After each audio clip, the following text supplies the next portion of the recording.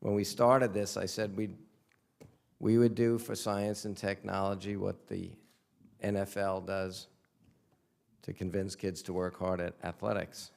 We'd make it a world-class, exciting sport. Everybody rolled their eyes when we did the first event with 23 teams in a gym in Manchester, New Hampshire. But this year, at our championship, we had a halftime show done by the guys that did a warm-up of that halftime show at the Super Bowl. But it's come a long way, but it hasn't come far enough. As you've heard, all the senators and other speakers, it's critical for all sorts of reasons that this country give kids the best possible future they can have. I think we can't ask schools to inspire kids. It's where they get the supply. Let's face it, learning how to count isn't fun. The power of mathematics is. Learning the alphabet isn't fun. Reading is. Schools are about supply.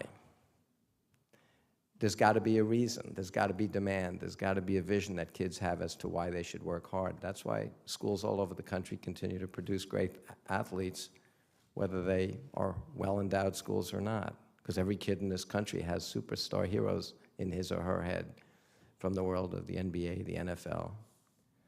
They need to have a passion for the things that will create their careers and sustain this country.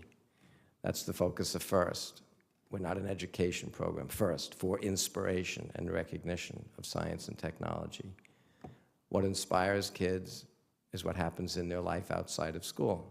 That's the way it ought to be, right? We get the best of what we celebrate. We've got to celebrate things that matter. We're doing that. I'm sure lots of other after-school activities have the same goal.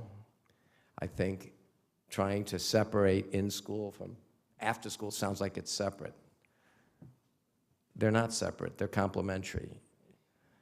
For those politicians or those people you're going to be talking to that somehow think it's one or the other, as you heard Senator Boxer talk about, it's ridiculous to have one or the other.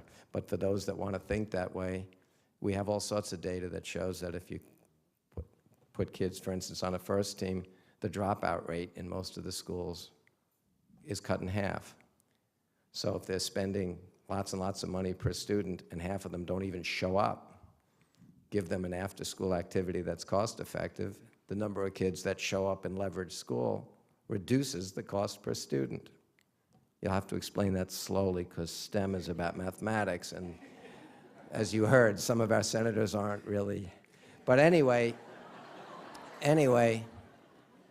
I know that there are other senators coming and they need to speak, but I hope all of you speak to all of them. Our Senator Shaheen has worked very hard to help us put FIRST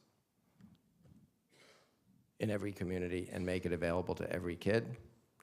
I hope that the rest of the senators here will support that bill. I hope all of you will be pushing everybody in Washington to support that. I've been told I have to be kind and gentle and not assertive about that. So I'm going to tell you this is the new kindler, gentler Dean. We don't need FIRST in every school, only in the ones where we care about the kids. So, thank you.